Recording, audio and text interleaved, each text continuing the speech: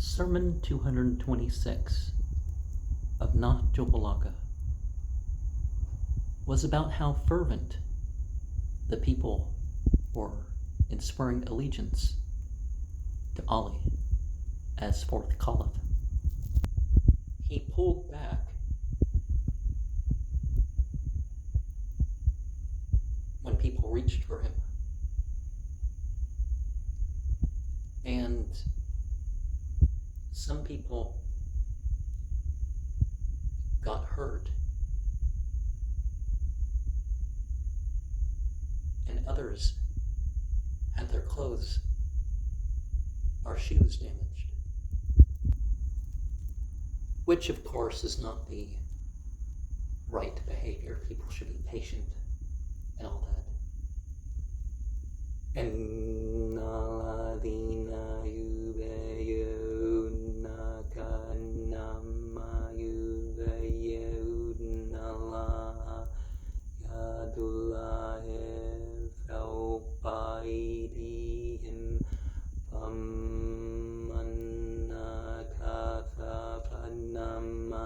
Yankuhu ala nafsihi wa man awfa bimma hadalihu lahu fasiyutihi ajran azima. And also the verse, La qanranillahu an-mu'minina yubayyunaka tahta shajarati fa'alimma ma fi qulubihim fanzala sakinata alayhim wa tabahum fatahan qariba.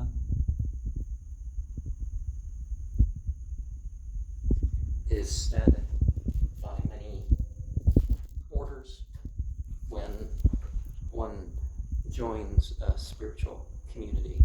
Now, the Shahada is La ilaha illallah Muhammad Rasulullah. You don't have to say anything extra with that. The first verse approximates as, "Behold, all who pledge their allegiance to you indeed pledge their allegiance to God. The hand of God is over their hands, hence he who breaks his oath breaks it only to his own loss, whereas he who remains true to what he has pledged to God shall have a great reward bestowed upon him by God." And ideally, that's what we should make politics. It's not about the politician or the party or whatever. It's about our loyalty to God. And I know, the parties that we have to deal in, even the two that were outlawed in Egypt because they were not favorable to Zionism or Western corporations, even they weren't a perfect alliance, but you do make your best choice, and you're not supportive of where they're wrong. But God was pleased with the believers when they swore allegiance to you under the tree. He knew it was in their hearts, and so he sent tranquility down to them and rewarded them with a victory in your hand. And of course, there's the experience that you can be striving towards with such pledges. It's said that Ali led the funeral prayers for Prophet Muhammad, and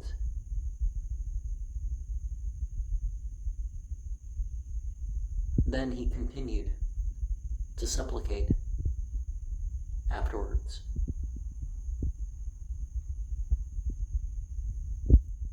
thanking God for the magnificence of the qualities that have been manifested through Muhammad.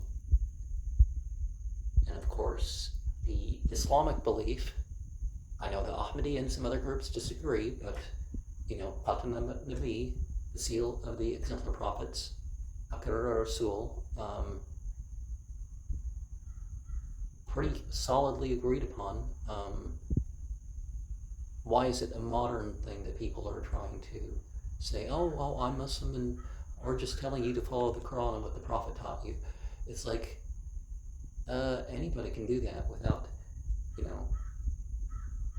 So it is a flawed belief. I don't know whether I don't know anything to support that. It's wrong to say that anybody who has that flawed belief is completely out of the fold of Islam, because, you know, there's a lot more serious things being done by people who are considered to be Muslim.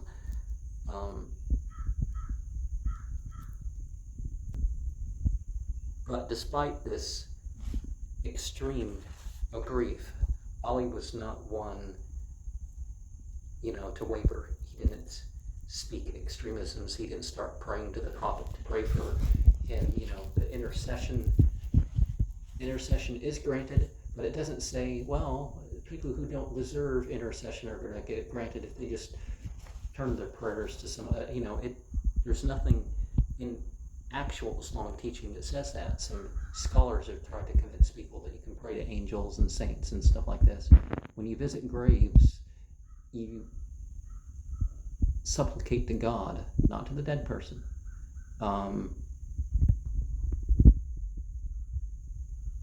You can say, peace be upon the inhabitants of the grave. Again, that's a benediction. You're asking God to do that. Nowadays, there's people who think you can recite something, and it's like you're at the grave. And in a way, yes, that concept works, but not, you know, that you can greet people around the world as if you're visiting their graves. No. This is definitely not something that Ali practiced.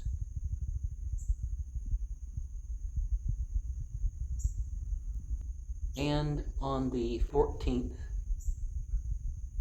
of the 5th month in year 11, Fatima died and was buried. And after this, things progress quicker. And till year 35, Ali was relatively retired. You know, till 35 al-Hijra, when he became caliph. Because after Abu Bakr was chosen, there wasn't an opportunity for the community to choose another leader until the 4th caliph. And in the meantime, because people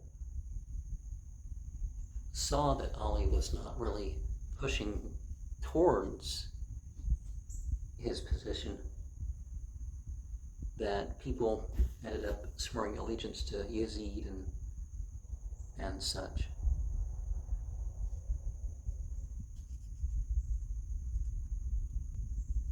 Ali's focus was on acquiring knowledge and making sure that some of that was preserved and all that.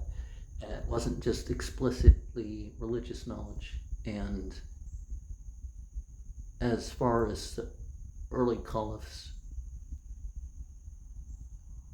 and up until Akbar the Great, well, the Great is what that means. I forget the full name because that's not the best of names for a person to call themselves, but the, you know, over in India, it's apparent that nobody was such to preserve knowledge of a religious nature until that Mughal.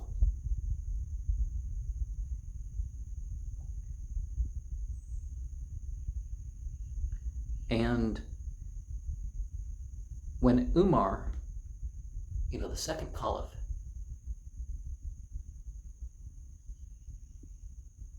was over the conquering of Egypt,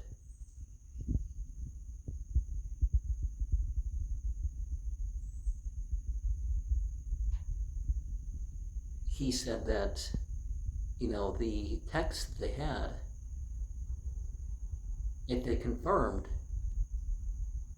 Quran, then they weren't needed. And if they didn't, they weren't wanted.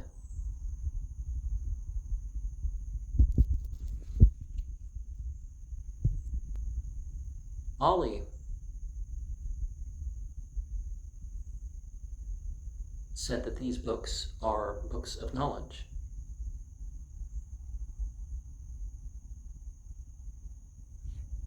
And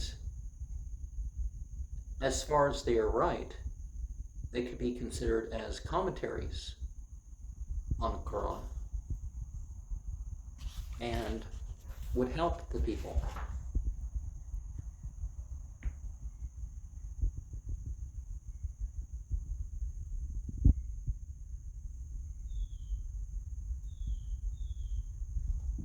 And Umar did the atrocious thing of destroying texts by water and fire.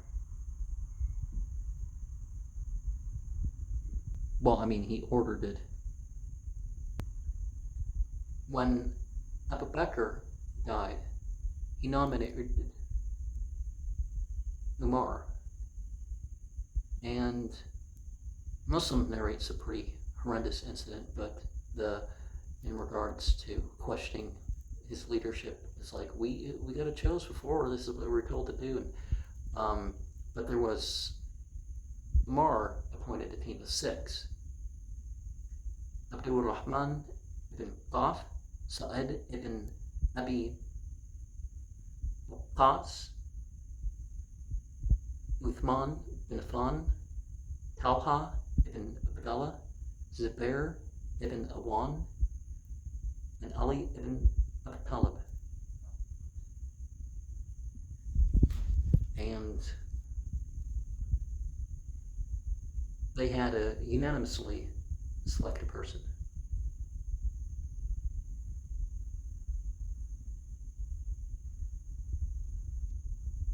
And Abdul Rahman bin Qaf,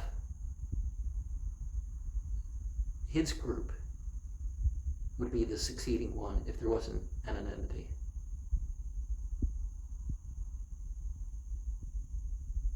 And the idea was that if somebody disagreed, then the person was killed. So if 5 people agreed and the other was murdered, according to this command. And even if there were 4 who agreed, the other 2, the idea was that they would be killed. So, once it became apparent, Ali just went along with choosing Uthman for obvious reasons. Because just like he didn't make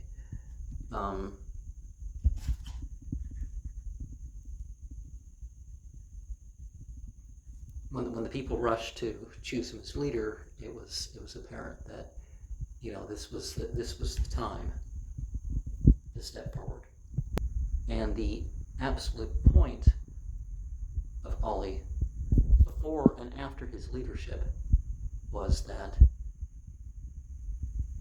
if the Quran orders something, if the Prophet ordered something, that is what he is supposed to be upon, and that is what he's supposed to bring upon others. On the 18th of the 12th month, the 34th year, Uthman was killed, and Talha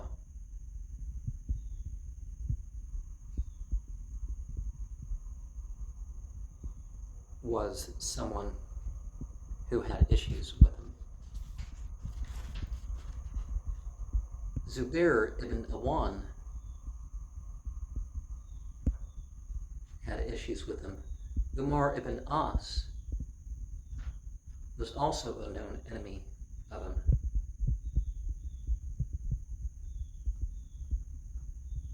And 5 days later, well, on the 24th, well, that would be the 5th day. Well, that's 6 days. But anyways, On the 24th, Ali was chosen. And the people of Basra, Kufa, Egypt, and Hijaz chose Ali. So yes, you can say that the Islamic vision is democratic, particularly from the Shia point of view. But the right person, obviously, is still to be chosen. So not the rightful leader, but if the rule is right, then there's not the conflict with it, as this book clearly indicates.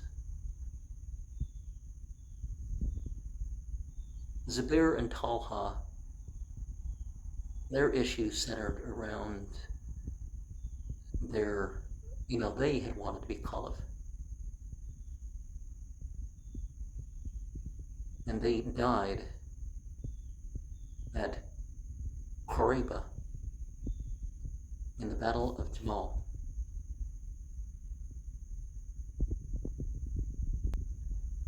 Afterwards, the Prophet's wife, Aisha, asked that Abdullah ibn Zubair was freed and forgiven.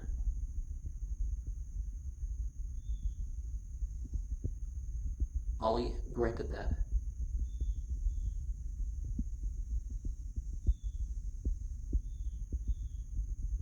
And then Marwan feared the vengeance coming upon him, but every prisoner at that point was forgiven and freed, and peace was made,